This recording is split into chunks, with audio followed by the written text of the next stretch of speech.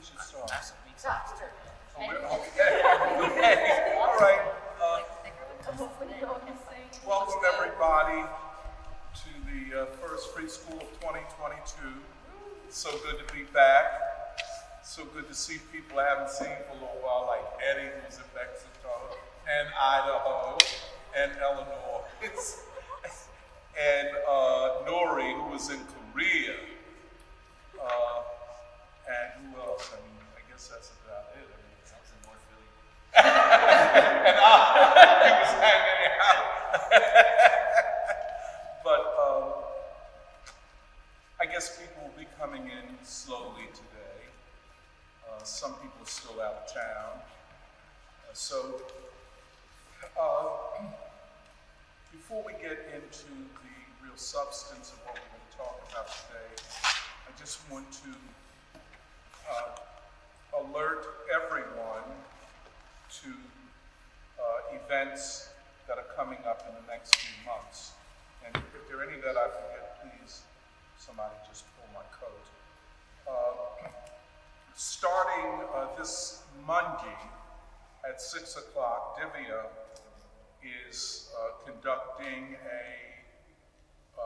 reading group at the West Philadelphia Free Library on 40th Street, 40th and Walnut, reading Du Bois's novel entitled The Ordeal of Mansart. At the end of his life, Du Bois wrote 3 novels, and it follows the life and career from Reconstruction up to the Civil Rights Movement of a man named Manuel Mansart.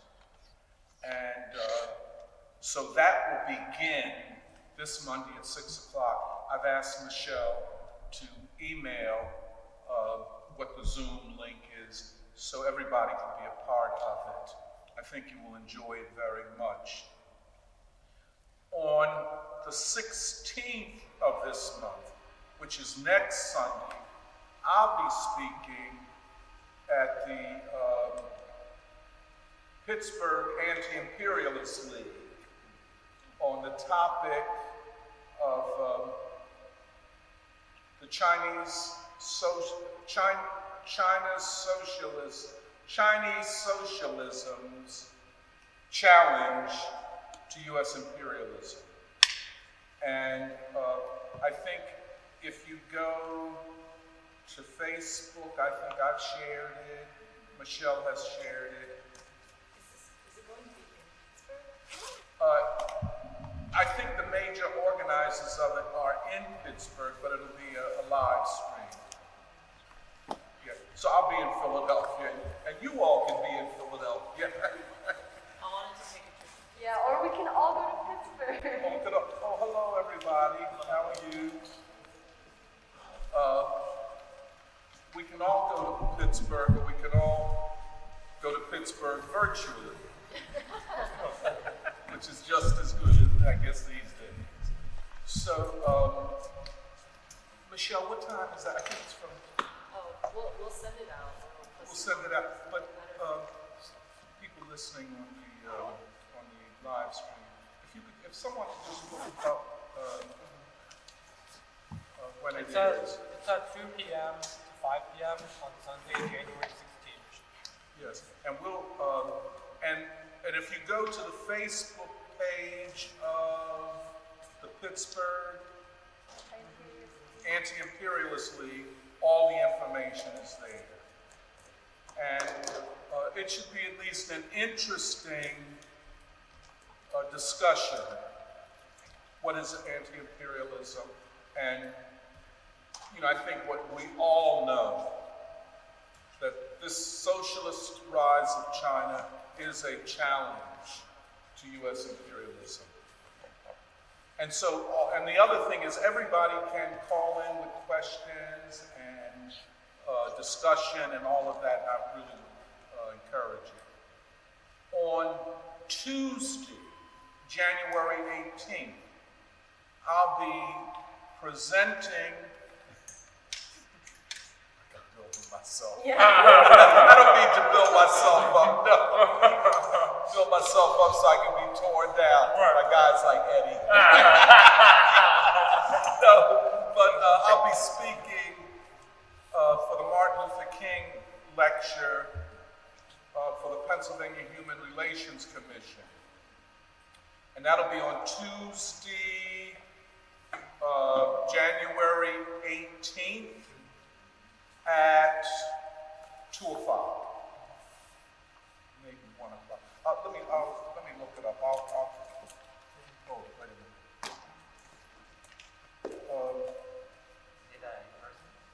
Yeah. No Zoom. Everything is Zoom.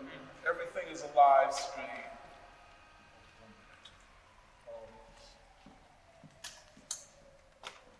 Oh yes, here it is. It'll be from 1 to 2:30, and if you go to the Pennsylvania Human Relations Commission Facebook page, all the information is there. And the title of the presentation is, "What Would Martin Luther King Say to a Nation Trapped in the Wilderness of Chaos and Confusion?" And I think Martin Luther King would have a lot to say. Then, moving forward, in February, now I'm not quite certain of the date, but it's possibly it's the celebration of the birthday of W.E.B. Du Bois. And this is the Episcopal Church of the Covenant. I think it's a crucifixion. Church of the Crucifixion, which is in South Philadelphia. And it is the oldest Black Episcopal church in Philadelphia, maybe one of the oldest in the whole nation. It is at 8th and Bainbridge, and it is mentioned and talked about by Du Bois in the Philadelphia Negro. And they want to do a celebration of Du Bois's birthday. The largest part of the congregation is Laotian. Isn't that interesting? And they want to partner with the free school. So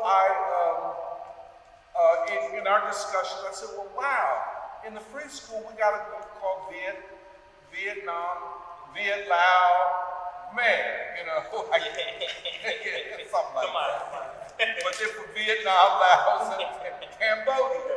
And I put them in touch with Brandon. I ain't heard back from him. So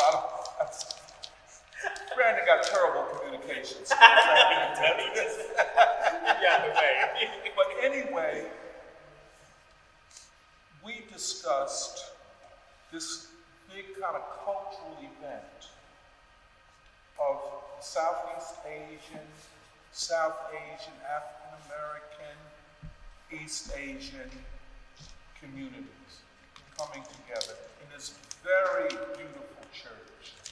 So that is, the 23rd, I think, is on a Wednesday. So we're either looking at a Sunday or Saturday before that or after that. But it is a celebration of Du Bois' birthday. So we should get ready for that. Now, I know Bandung and Vietnam, Laos are doing something. I don't know if someone could talk about that. It's planned for the 29th of January and Oh, January. yeah, Why so did I think it was in April? it has the 10th anniversary of the preschool. Okay. But our two groups have been reading for a long time, mainly about the Korean War and the Vietnam War and America's involvement.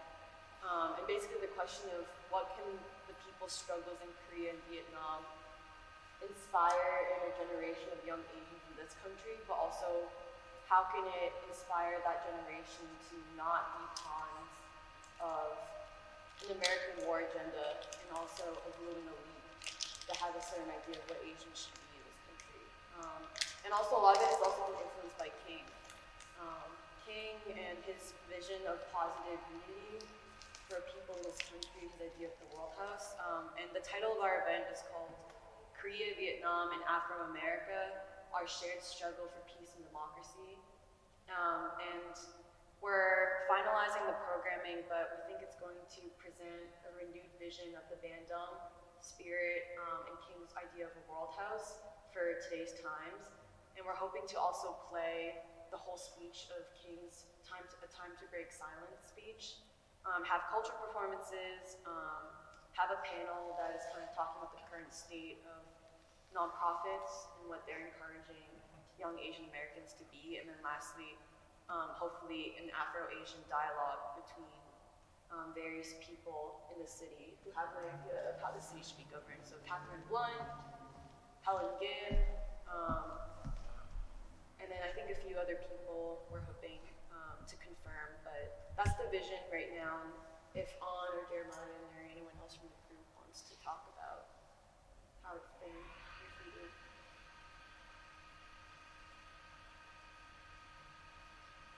But yeah, I mean, it's building upon a lot of what the vision the free school has built, and we're really excited to carry the message to the city. Can I ask a question, any of you all? Will you all be looking at the specifics of the development, the economic, social development of the Democratic People's Republic of Korea, North Korea? I don't think so. So much. I don't think so much. Okay. But it is a question, Yeah. It's a question to be asked and explored. Yeah. For some reason, I would very much encourage it because the specific ideological, as you know, the IOC has forced North Korea to pull out of the Beijing Winter Olympics, which is a terrible thing. And it's just the bullying of this country again and again and again. And I'm just, I think something about, and I know you, Jeremiah, you told me about this one theologian and scholar, South Korean, who is very pro-North Korea. But I don't know, that's my own suggestion.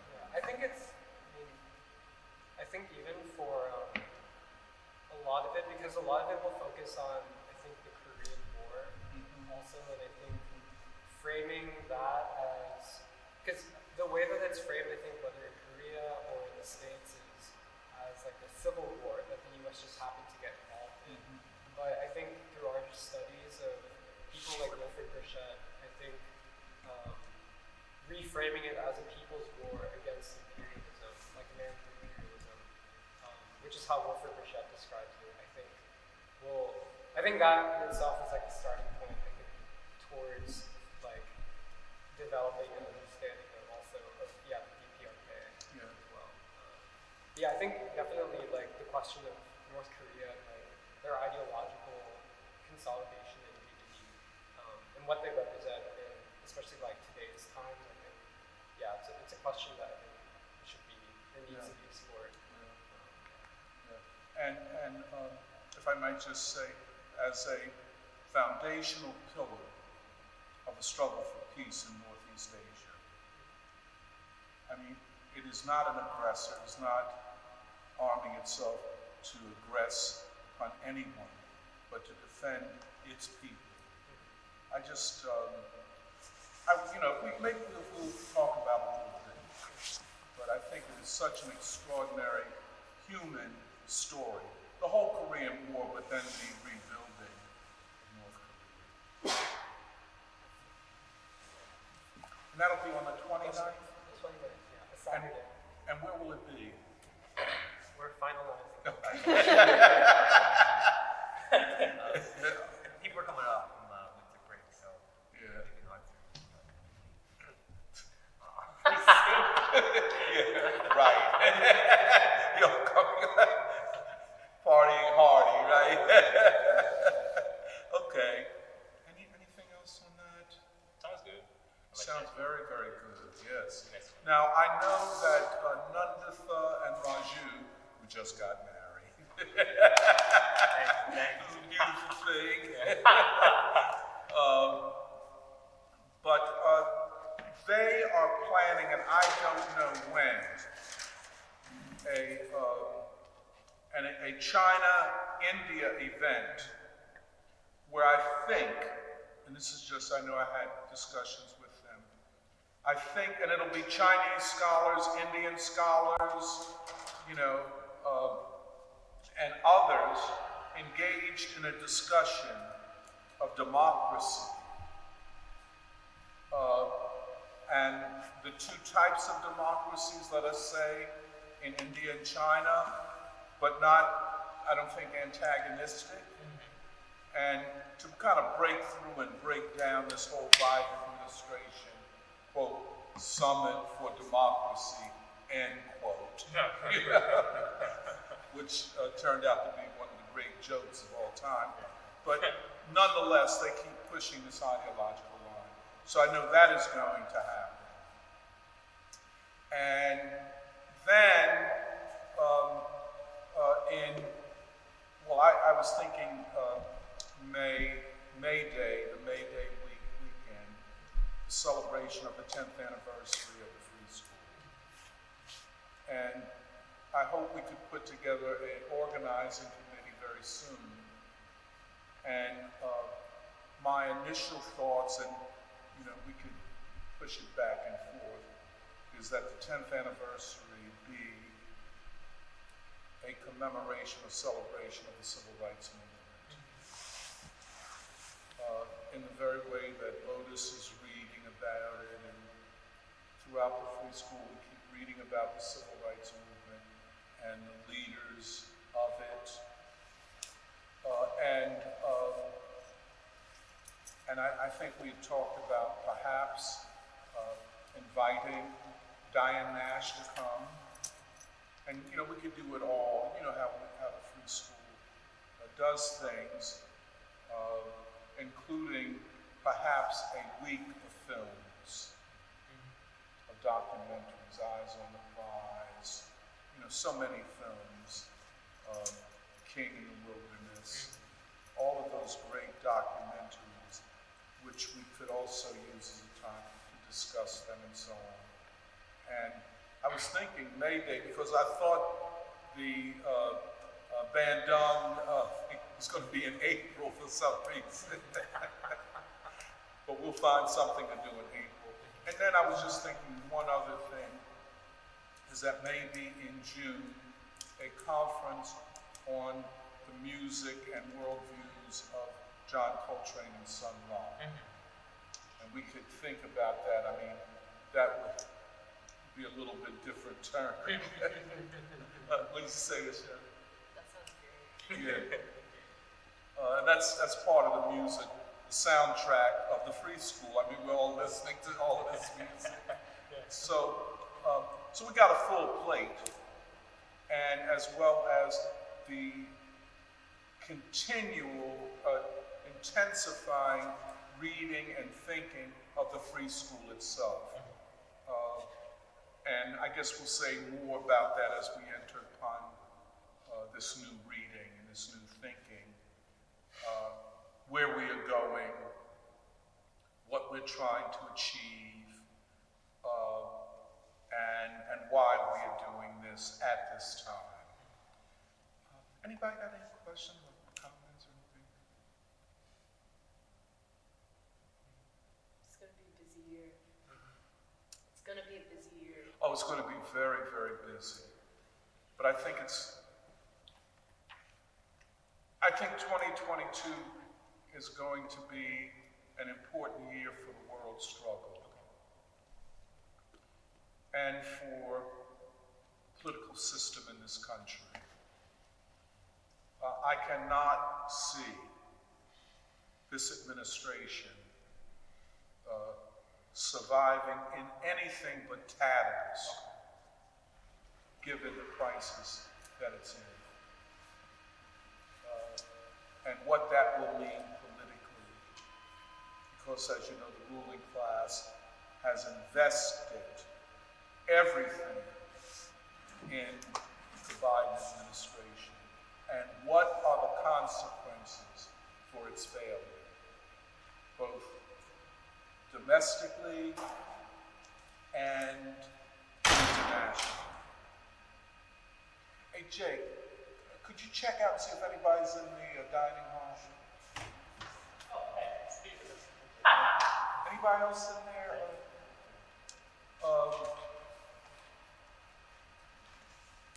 As you know, the Biden administration initially staked out a line of demarcation in Ukraine, and they, along with NATO, were talking like they wanted to go to war over Ukraine, and now they've seemingly backed away from that. And they've also drawn a line in the sand over Taiwan. And how that will play out, we'll see. But so much depends on the willingness of the American people to support a policy of war against China. So there's a lot that will be happening as we go forward. We haven't even talked about inflation. So all of that is in the mix. So this is going to be a very important year, maybe, and as they call it, an inflection year. A year where things take a different direction. The world takes a different direction, irreversibly away from a unipolar, a single hegemonic nation, to a, many would say, a multipolar world. So, go ahead, Jim. To go back to the, some of the ideas, that we're trying to organize, I like a lot of them. For example, like John Coltrane, I think Sun Ra, I think they'll both be important because one thing that I realized about jazz is that, they're playing it from their life. They're playing it from their own life. They're playing, you literally have to, try to say something with the instrument, and, there is, it's encompassing in terms of, that there's the aspects of life, X, Y, and Z, and there's the political aspects, and all that kind of comes out. Like, for example, in the song Alabama, about that was written, or that they did after the bomb in Birmingham, went off in the church, and the four girls, passed away. Sad day for the country. And so I think, I guess we'll kind of have to think things through and whatnot. And that, and the civil rights movement, I'm excited for that idea as well, because we certainly need, because the problems are almost basically the same. Or not, whether they've evolved. The problems have grown as people have been pushed backwards. There's more. How can I say? The problems, they become more intense. And it's certainly, what I feel is be a good starting point, because the 60s, to the 70s, 80s, 90s, and then we can kind of understand, what's happening today. It gives us a touchstone, if you will. And so I guess I feel that, adding, in relation as well to the current moment. That's no question. And this is the whole point, Jake. I mean, we are the Saturday Free School of Philosophy of Black Liberation. I mean, and the liberation part, which means of humanity itself, cannot be excluded. And you're right. I mean, for all kind of, I agree with you. And we're waging an ideological struggle against a ruling class that wants to keep things obscure and confused and so on and so forth. So yeah.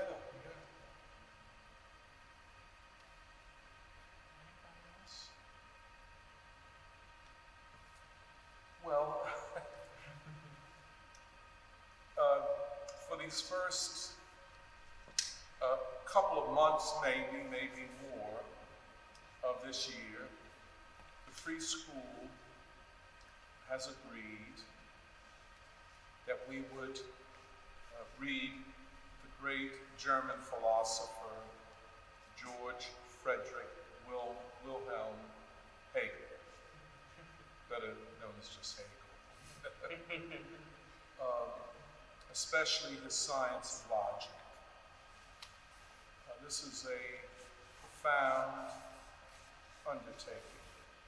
I would not have proposed it on my own. It was proposed by Michelle.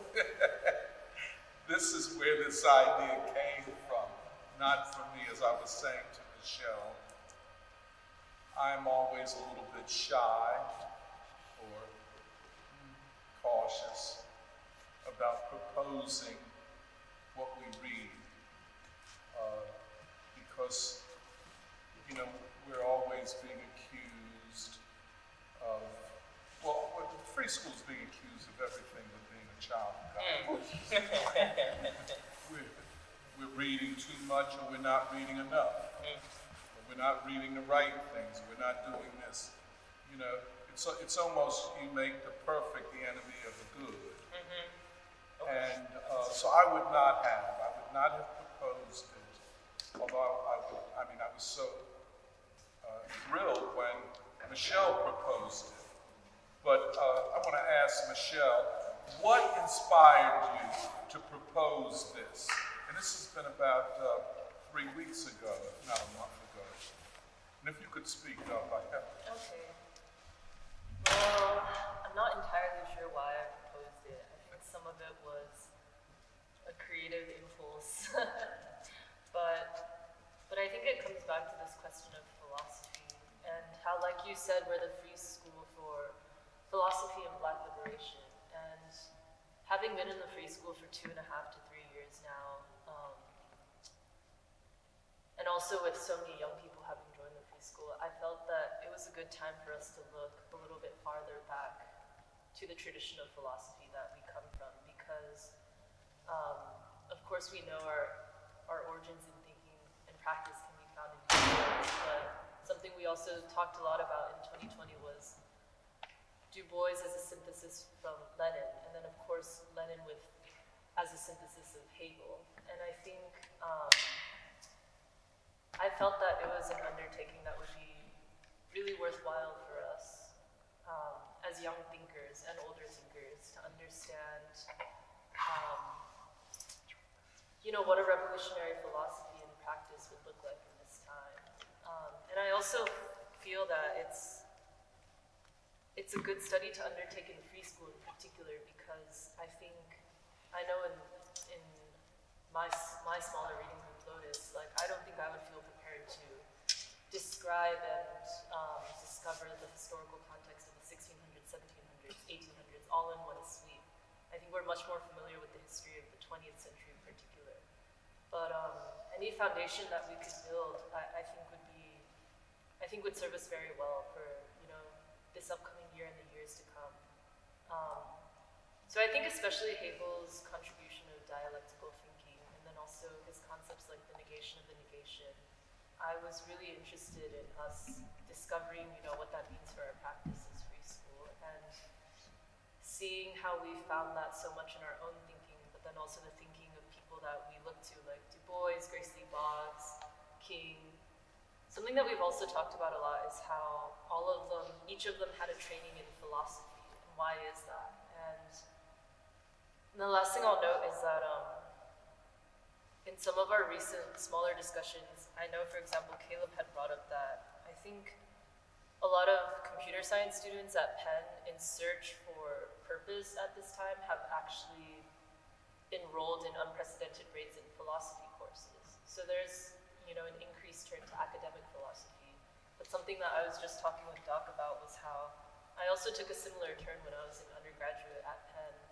But, and I was in a philosophy course for 2 weeks where we talked about Hume and then Kant. And I was so completely, how do I describe? So dissatisfied and so bored by the way that philosophy was presented presented that I dropped the course, and Grace Lee Boggs talked about something similar regarding her dissatisfaction with academic philosophy, but recognizing that there was an inherent value to the practice of revolutionary philosophy. And I think that free school is the right body for us to kind of undertake this study of this practice in philosophy through.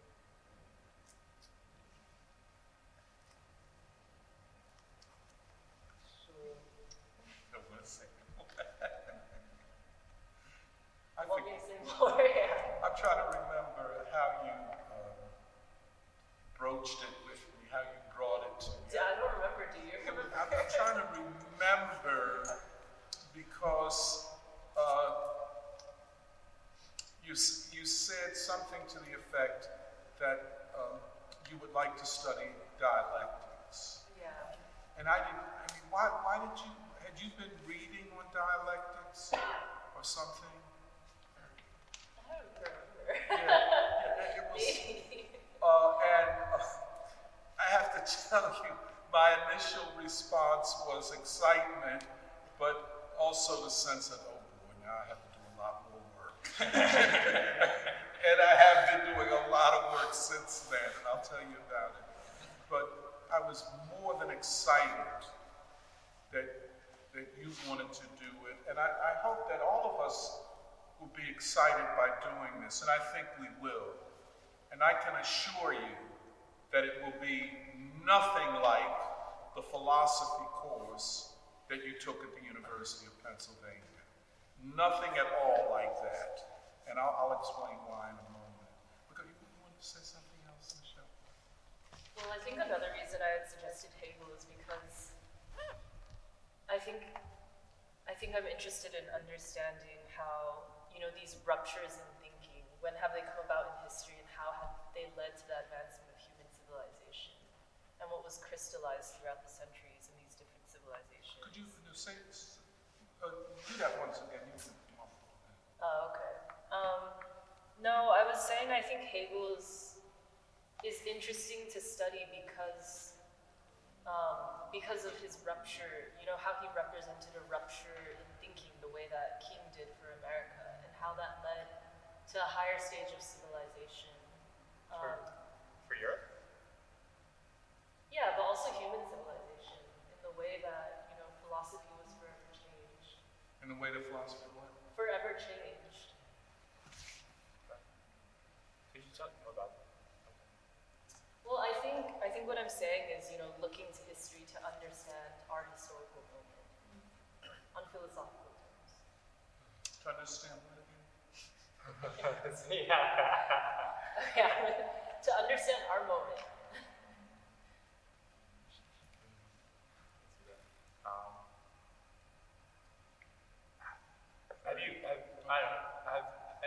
Has anybody read Hegel in here? I know you have.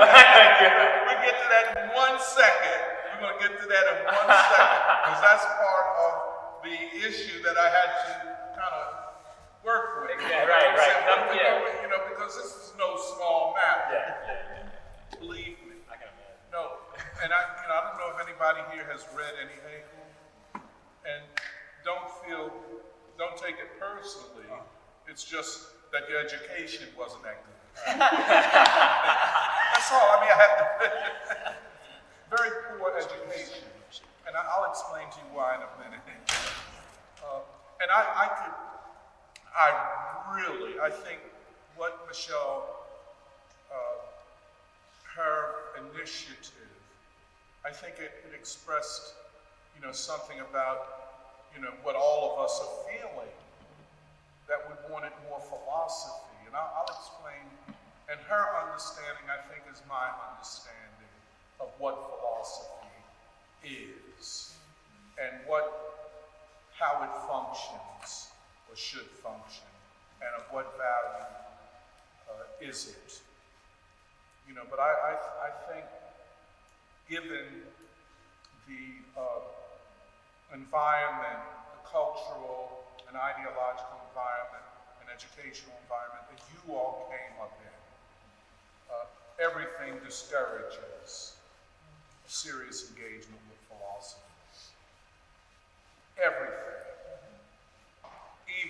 philosophers, you know, and so on. I'll explain that in a minute. But Well, I think it's really it's an exciting initiative to take because, like, I have never taken a philosophy course, and I don't even know how to define philosophy.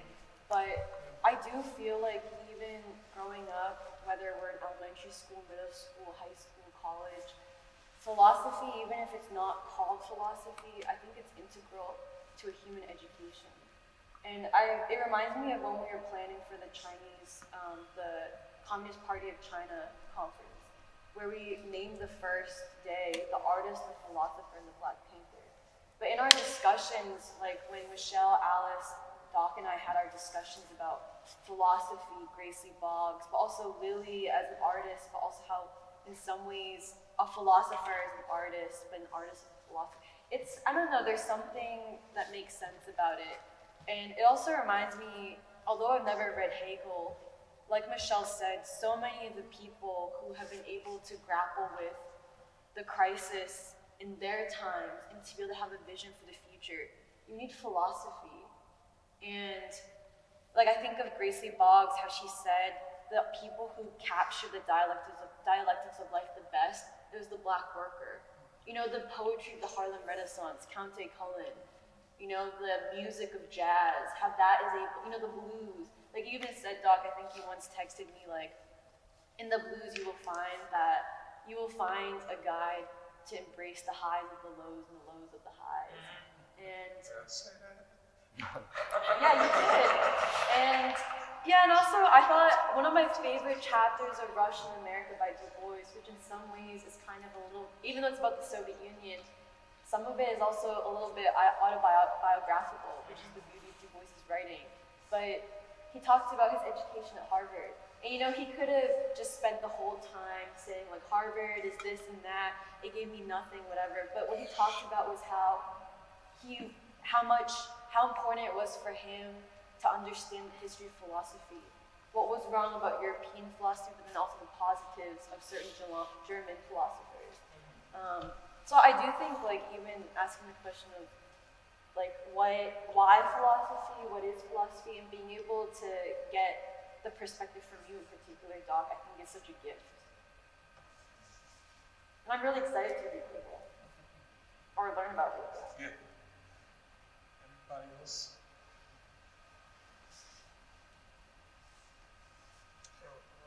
Go ahead, Jerry.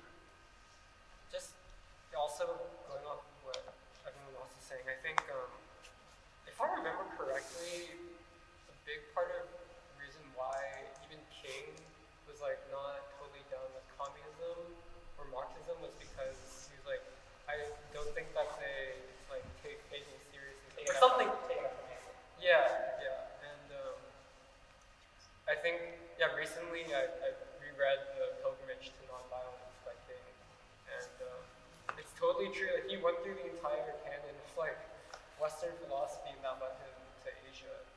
But I don't know, just like I think like we've spent like the past like however many like year, I mean I guess for me being here in Philly, but like listening to also like you describe like the movement of history, like how things have happened, and I think especially because you know, with our discussions about like what is the free school, like where are we headed, like the free school as a place to cultivate young people who can govern society, I think it is essential to like actually have that training, because like I also like I took like one philosophy course in like my freshman year of college, but it was not, I didn't really learn anything, like I think that it is an area where like we kind of have like a feel for it because a lot of us have read Du Bois, especially, and like some stuff like Black Reconstruction and like the dialectics of the Black worker and the white worker, the ruling class. But like I don't know, I feel like there's like something underneath it which like is still like fill in the blank. Like it's not totally clear, at least to me yet. So yeah.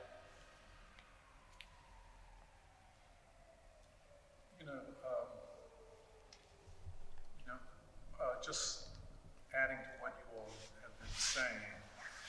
think philosophy, of all of the areas of knowledge, is that area of knowledge which so easily and naturally fits the common person. You know, it's almost as though human beings are natural philosophers, or human beings naturally deal with philosophical questions. And in a lot of ways, that's the appeal of religion, because religion deals with big ideological and ethical issues. And the common person is constantly concerned with questions of philosophy, life, death, good, bad, what should society be, what is the ethical thing to do. And especially in a crisis like the one we're facing, I think the desire to know philosophy or to know specific things in more general ways is a strong urge among ordinary people. Philosophy, you know, most people, I would say, I know at one time when people would go to college, those young students, freshmen, let us say, who were most interested in ideas, they all wanted to be philosophy majors until they took their first philosophy course, you know, and they threw in the towel. None of this is worth, you know. But so people who say, why would you enter upon an enterprise of studying philosophy at a time when people are suffering? And I would answer, that is the best time to study philosophy. And not just as academics do, and not as academics do. In fact, the opposite of what academics do. The other thing is, why Hegel? You know, Hegel is the most controversial philosopher, modern philosopher. If you want to get into an argument with a philosopher, mention the name Hegel. I'm going to explain that. One, this is very honest. Why is that? What makes him so controversial? Why is he more controversial than Immanuel Kant or John Locke, you know, or Spinoza, you know, or Plato or Aristotle? Why is Hegel so controversial? Let me just, before I answer that question, you know, one of the things about American philosophy is that, for the most part, it does not have a positive program.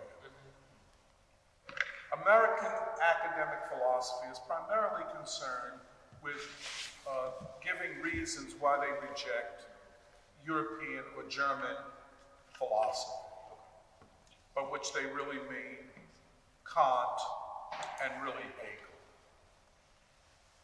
That's you know, all of the professors are brought up, not having read Hegel, by the way. That's the other thing.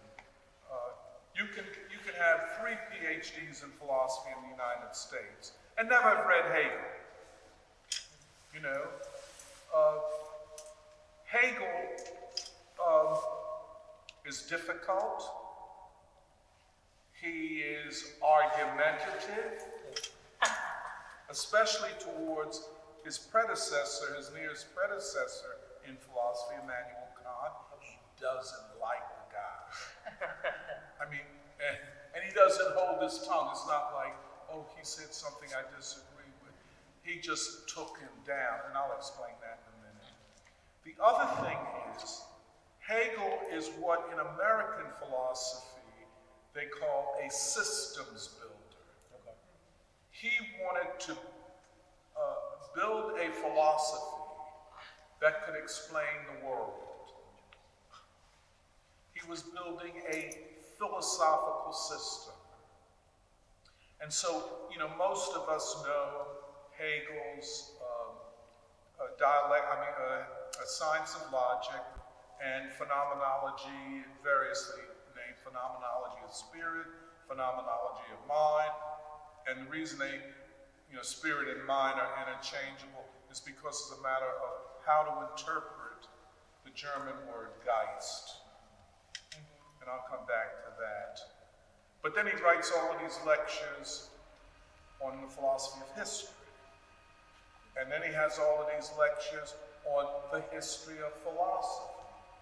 I mean, I don't know how a single person, he must have had a research assistant, at least somebody that wrote down all of his lectures as he spoke. Because the body of work is, beyond imagination.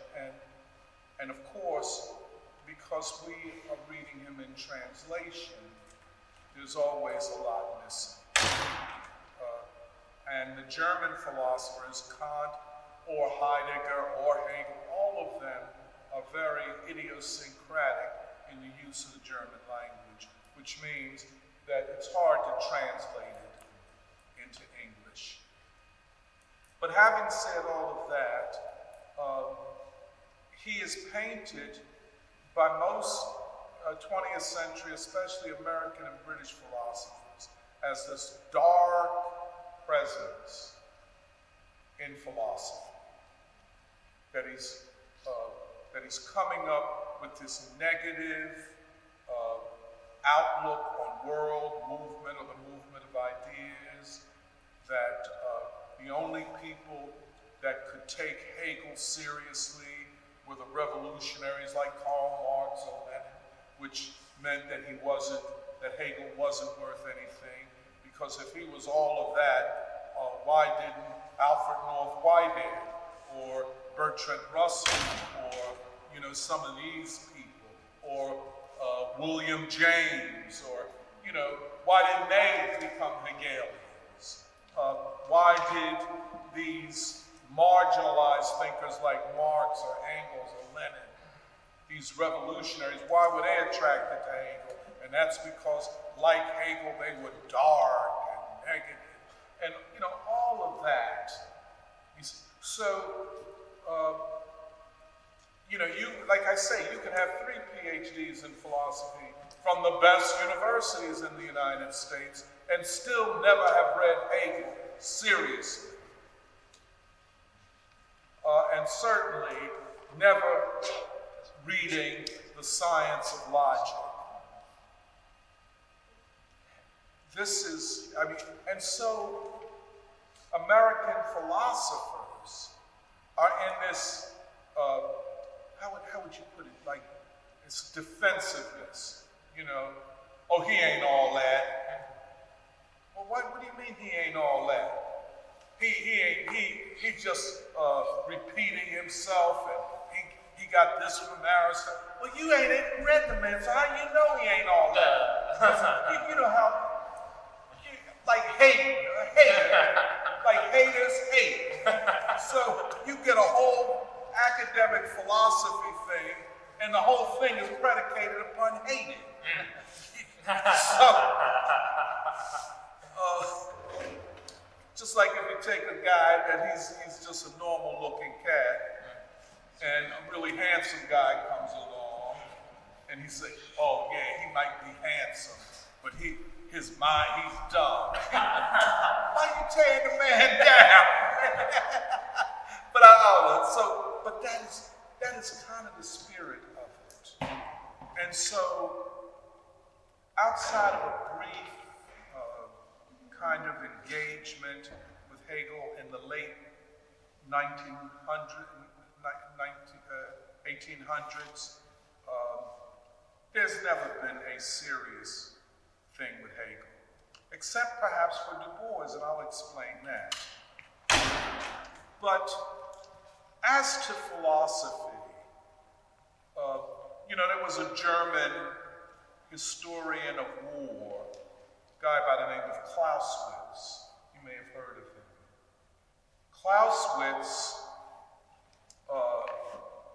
was famous for saying, war is politics by other means.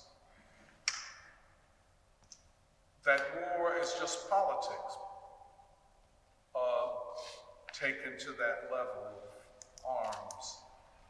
I would say that philosophy is politics by other means.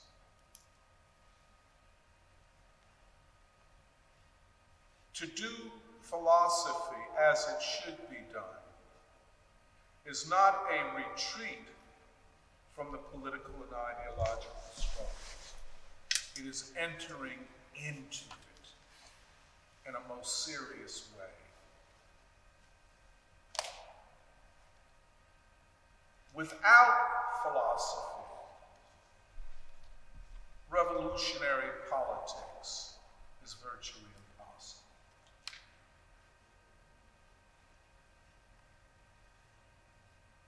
You show me a revolutionary that was not reading and studying philosophy. I can show you, a human being that lives all of her or his life walking around on their hands. There is no philosopher, no revolutionary, that is not at the same time a philosopher or an aspiring philosopher. In fact, if you study the biographies of revolutionaries, and by revolutionaries, I'm really talking about people committed to fundamental social transformation. They all study philosophy. I mean, King's speeches are often philosophical lectures. And that's what makes them so beautiful and poetic and such.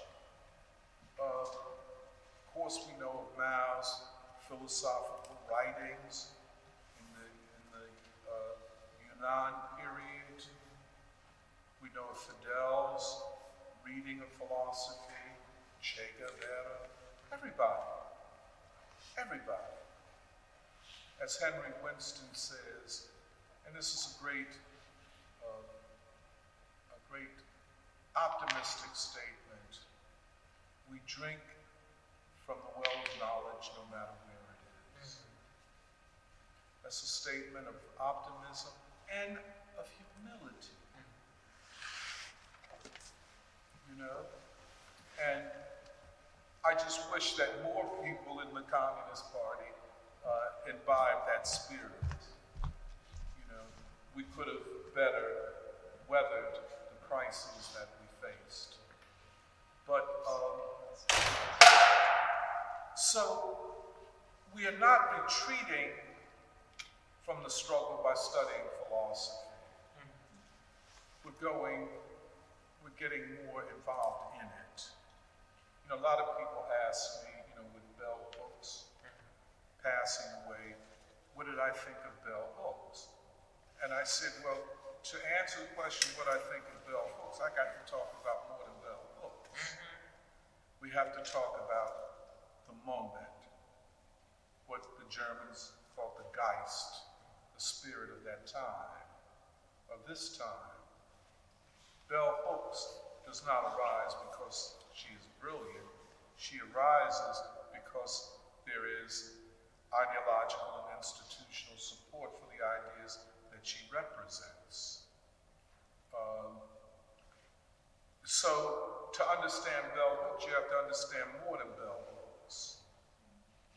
To understand, for example, Ibram Kendi, you have to understand far more than Ibram Kendi.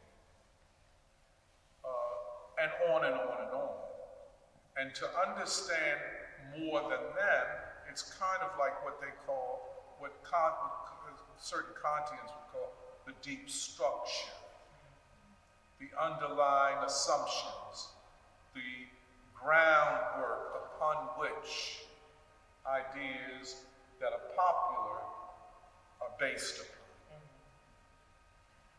Now,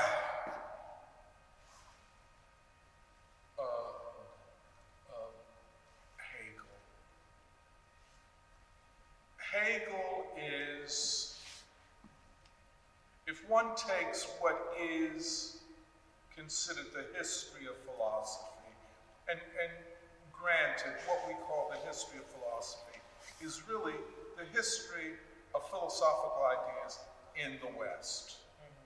Although I don't consider Plato and Aristotle and Socrates to be European or Western thinkers. They are more a synthesis of Afro-Asiatic philosophy. Afro-Asiatic and what we could ultimately call European ideas. It's not the Greece is not in itself a thing in itself. Greece is a part of a larger civilizational context and vortex. But if we go from the earliest Greek thinkers, what they call the pre-Socratics, prior to Socrates, up to the German philosophers, this history of philosophy reaches its high point with Hegel. Hegel is by all accounts the most consequential philosopher in the last 600 years. Pardon me, I'm sorry, forgive me. Since 600 BC, I'm sorry. The pre-Socratics going forward. No philosopher has had such an enduring impact upon thought as Hegel has. The decline of discussions of Hegel have more to do with the overall reactionary character of ideological and political conditions than anything else. In other words, in reactionary periods, you don't hear a lot about Hegel. In revolutionary periods, you hear a lot about Hegel. For example, Serafina sent me a chapter from Grace Lee and James Boggs's book, I think The Evolution and Revolution. They have a chapter on dialectics. Well, it's very natural. In a period of social movement, great involvement of people, Hegel becomes interesting. Dialectics becomes interesting. In a period of reaction, by reaction I mean the absence of a great people's movement, when the ruling class dominates ideas and politics and so on. In periods like that, you hear talk about the self, my gender, my sexuality, my race, it's me. It is absent historical understanding. It's absent a sense of the movement of ideas, of the movement of people. So Hegel goes out of style in reactionary periods. He's back in style in revolutionary periods. But let me just step back on philosophy and Hegel.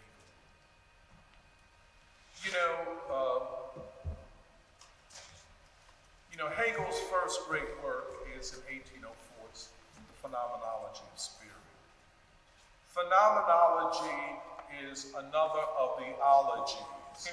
Ologies mean study of. Phenomenology is the study of phenomena. I guess the philosopher who made this whole question of phenomenology or phenomenon central was Immanuel Kant. Because he said the only thing that we can know are the phenomena that are given to us through our senses. Taste, smell, sight, hearing, and so on. That's what we know. Beyond that are what he called noumena. We can't know that. Those are things in themselves. Phenomena are things for us, things for us to know.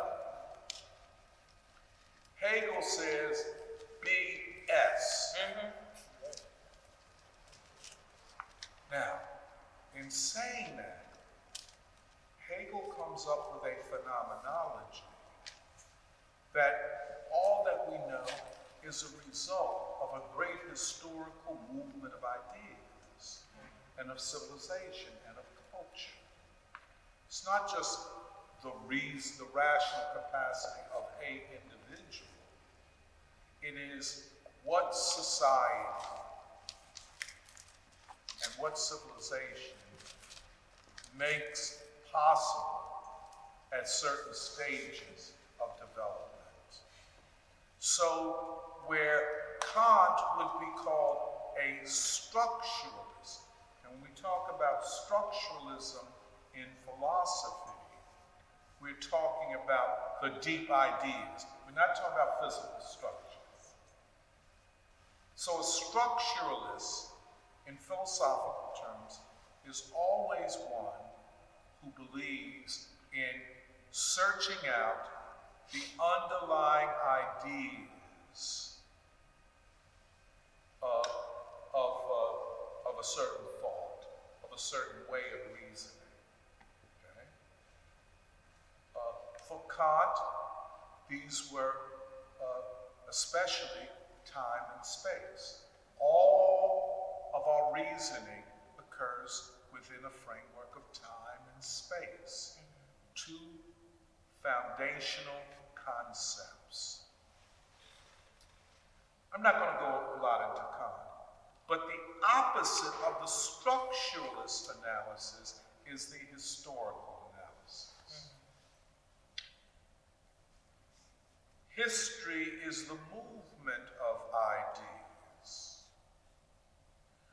In history, this is Hegel, over historical time, we get closer to understanding the world in which we live. So that's the big split. Hegel did not like Kant. Hegel said, well, why did you go to the English thinkers like David Hume or John Locke or George Berkeley? Why did you go to those sellouts? When did he write, though? Hume? He wrote in the 18th century, 17th. He said, why, you sold out already. And he attacked Kant viciously for making this compromise, which led to what we call Kantian philosophy. Compromise between British empiricists and German rationalism. I won't get a lot into that, but he attacked him. He called him every bad name that we use when we're not in the church. And I'm not exaggerating.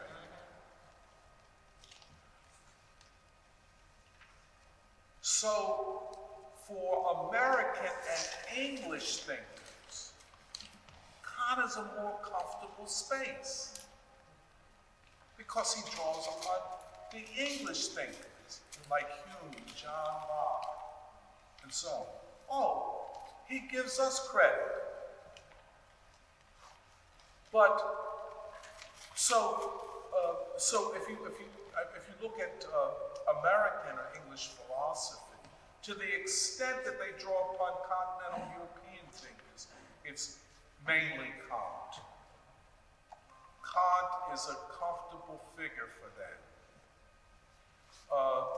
And sometimes they just do away with Kant altogether and just go to the English thinkers, like the ones I mentioned, David Hume. So we won't get into a lot of that. But there is a cultural kind of predisposition where in the United States, we like to keep it, quote, simple. Don't get too complicated. And the German philosophers, they just get too complicated, and it's metaphysics, and it's dark. If you take a philosophy course, even a graduate philosophy course, you could sit and hear a so-called professor talk just the way I'm talking. You know what I'm saying? And in fact, they would say that the English and American thinkers, philosophers, are much superior to the German philosophers, when in fact the opposite is the case, believe me. And their argument is that, well, these German philosophers like Kant and certainly Hegel have just made things more complicated. And to add insult to injury, the only people that really like Hegel are Marx and Lenin and the revolutionaries. And you see where that takes you to. It takes you away, and underline this point, it takes you away from liberal democracy. Now they throw, it's like after everything, now I'm going to throw all the garbage and doo-doo and shit, I'm going to throw that in there. They're dark and they lead to Marxism, but we, John Locke, in particular, we're for liberal democracy. You see how ugly it is, and how dishonest it is. That's what I'm trying to say. It's so. If I weren't in the church, I would be cursing real hard right now. And you all can imagine some of the words I'd be using. It's so much in bad faith, that it's hard to even describe. Now, philosophy and Hegel. Hegel dies, I think, in 1820 something. No, he comes out in 04. Died? No, Kant dies in 04. That's right. Hegel dies in 1831. After Hegel dies, a literal industry of philosophers rises up to bring him down. They're philosophers and they're theologians. One of the most prominent in this regard is Friedrich Nietzsche. Anybody familiar with Nietzsche? Thus spoke Zarathustra, beyond good and evil. The Superman, the power. Man, that's right. And of course, Nietzsche is the perfect antidote to Hegel, because I'm not trying to build a philosophical system, Nietzsche would say. I'm just trying to understand my own anxiety. Sound familiar? I'm just trying to get myself together in a world that's complicated. That's why if you took a course in philosophy, you would read Nietzsche, right? Now I read Nietzsche when I was young. Thus spake Zarathustra. I liked the work very much. But what could I know at 18? I'm the same way. I'm trying to figure my own self out. I'm anxious. I got all this sexual energy. What's going on? I'm praying every day to keep myself under control. I'm just trying to keep it 100. Honestly, that's possible. So, Nietzsche's a beautiful thing. And that's what, my professors, they're young and stupid. Not at Lincoln. At Lincoln, we did come. Okay. Yeah, we did come. But, so, it's a feel-good thing. It's a feel-good thing. But so Nietzsche, and then Kierkegaard, the theologian, I'm wandering in the wilderness, seeking to find God. You know what I'm saying? And that's all good. But compared to Hegel and the greater work of philosophy, it's very trivial. But then, at the end of the 19th century, and this is what is important to realize, two trends emerge. One we call neo-Hegelianism. Okay? Neo meaning new or revised Hegelianism. The neo-Hegelians, they found a place, and they became popular in St. Louis, by the way. The St. Louis Hegelians, that's a deep thing. I didn't even, there's no philosophical or intellectual school that I know of that came out of St. Louis. Now, you may have heard of the song, the St. Louis Blues. There was a lot of blues down there, but St. Louis is in Missouri. Missouri is part of the South, But anyway, the neo-Hegelians tried to find a synthesis between Hegel's dialectic of history and existentialism. So what they did is to make the dialectic a psychological thing. I'm struggling with the unity of opposites within myself. Am I man or am I woman? Okay. You know what I'm saying? What will the synthesis? You understand this. It is a trivialization of Hegel. The reduction of the dialectic to psychological questions. This will reappear in the Frankfurt School of Social Research in the 1920s in Germany. Because rather than address the contradictions of a capitalist and imperialist system, they address the contradictions of the self. But then there was a more serious engagement with Hegel, and that was in the ranks of the social democratic movement. Social democracy at the end of the 1800s, the latter part of the 1800s, was not what we see today in like the democratic socialists of America. It was still a broad coalition of revolutionaries of various tendencies.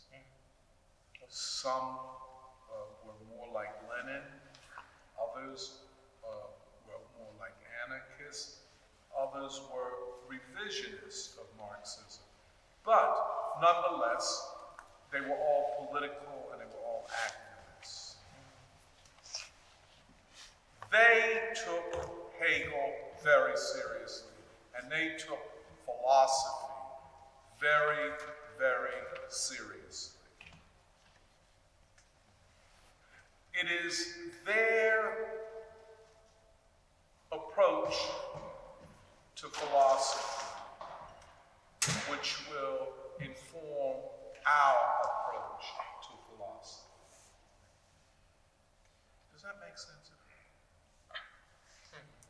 We are not guided by academic philosophers who are useless. I can't tell you, I'm going to give you a couple of things, how useless they are. I mean, it's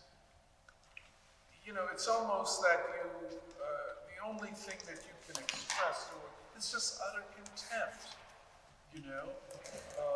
just very useless and self-centered. But we are taking an approach that is similar to what the revolutionary and working class thinkers of the late 1800s, that approach, that to do philosophy is to do politics. In fact, of all the areas of knowledge, none is more political than philosophy. Or to put it another way, no discipline, no knowledge discipline is so partisan meaning taking a side, as is philosophy. That in the field of philosophy, even in its watered down, infantile and baby kind of way it's taught in the academy, even that retreat from philosophy is politics. Does it make sense? It's the politics of the coward. You know, I can't confront this thing. I ain't read Hegel. I don't know that, so I ain't gonna try to deal with it. But I'm gonna create this alternative called postmodernism. You understand? Called fourth wave feminism. You know, just give everything a different name and then because you have the institutional support of the capitalist class, then we're made to believe, oh wow, this person is really throwing down. You understand? When really they ain't doing nothing but running from the fundamental question. But that is a political position. You see what I'm saying? However, in the late 19th century, Hegel is revived by the Marxist. You dig what I'm saying? Ironic, is it not? And the great synthesis that they had to effect is a synthesis between Hegel's logic, dialectics, and materialism. They had to bring the two together. Karl Marx said to turn Hegel on his head. To take what he called the rational kernel, that which is revolutionary in Hegel, and that is the logic, and combine it with that philosophical outlook without which you couldn't do science, that is materialism. That you, to do science, even at its just experimental level, you have to assume a world outside of you. That mass and energy is not dependent upon your perception of it or your experience of it. It exists in the world. And there therefore is a world of the subject and an objective world. You see what I'm saying? Hegel had this, and some people say, well, he recovered dialectics from the ancient worlds,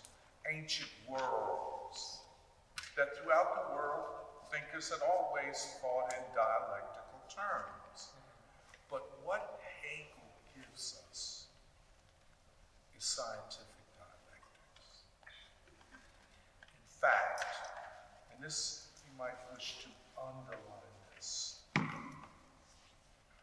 Hegel said that philosophy is the science of sciences. That science needed a science to guide it. Today, let's say we take anthropology, neurobiology, computer science, take all the sciences that we study in college or wherever. Well, Hegel said, well, they're just doing the mechanical work of experimentation and so on and so forth. They have their little laboratories, and they, people that like to do that, do that. He said, but to explain what they are doing and what their results are, you need a higher science, and that is philosophy. a science of sciences. And in the end, philosophy for Hegel is grounded in logic.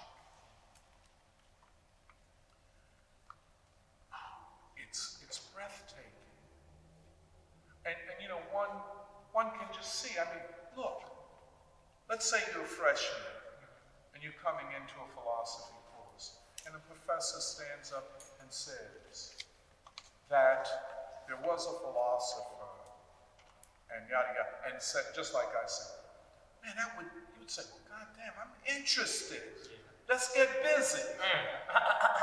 Rather than somebody come in and say, well, you know, and you don't understand a damn word he's saying because he's using words and language that are so removed from the human experience that he looks smart and you look dumb. You know what I'm saying? The pedagogy of establishing a hierarchy where the professor knows it all and you just, you know, a schmuck. you felt that at times. Yeah, that's what I'm here to make you feel that you ain't worth a dime. You know what I'm saying? And I'm all that. You ever have that kind of professor? He said, if you weren't afraid, well, God, I won't provoke murder. But yeah. But here already, a philosophy that says that all history and all matter exists in a constant state of movement. That the objective of logic and philosophy is to understand the laws of development of things. Generally, you would say as a freshman, the laws of development of things. Yes, of our society, that all things move or in motion, not because of external forces pushing them, but because of the internal dynamics. Right? And then the philosopher, the teacher might say, well, and Hegel revolutionized logic. And in revolutionizing logic, he revolutionized philosophy. The key word here is revolution. One could arguably say that even with, you know, the kind of what we would say the idealist shell, there's a revolutionary essence in Hegel. If you want to think in revolutionary philosophical terms, you don't have a problem with Hegel. If you have a problem with radical and revolutionary change, you got a problem with Hegel. Unless you're a neo-Hegelian. And it's like taming Hegel, bringing him down, taking all the energy out of him, you know what I'm saying? Making him, this is Don Washington, older than his years. See, if I make you a neo something, I take all the life out of him. You understand? Hegel on his own is filled with energy. He's he's on the move. If I neo you, all that energy is gone. You got to be on the walk. Maybe I'll give you an electrified wheelchair. See, I done neo you out of existence. But at the end of the 1800s, Marxists who had to get these philosophical questions straight, because all the universities were destroying the revolutionary essence of Hegel. You know, and that's what universities do. And they really do it today. They're not places, oh, I'm going to the university. I'm going to learn. No. You get there and you and say, oh, I'm in a university. I'm not supposed to learn. I'm supposed to bow down. So Hegel came under all-out attack. He's a dark voice. He's negative. Oh, all he can talk about is change. And we want to make what we got better. You ever hear that? We're trying to improve this, and all you want to do is change this. That's where we at right now. It's a joke, frankly. And so Hegel looked back to Aristotle and the three laws of formal logic. Aristotle said there are three laws of logic. Law of identity, a thing is always itself. Law of contradiction, a thing is not itself but its opposite at the same time. And this is the key one, the law of the excluded middle. A thing cannot be itself and its opposite. And Hegel said, things are always themselves and their opposite. Mm-hmm. Yep.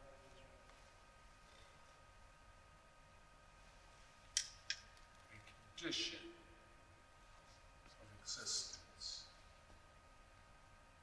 is a thing is always itself and its opposite. That is the dialectic. And in the logic, the science of logic, Hegel goes through all of the sciences of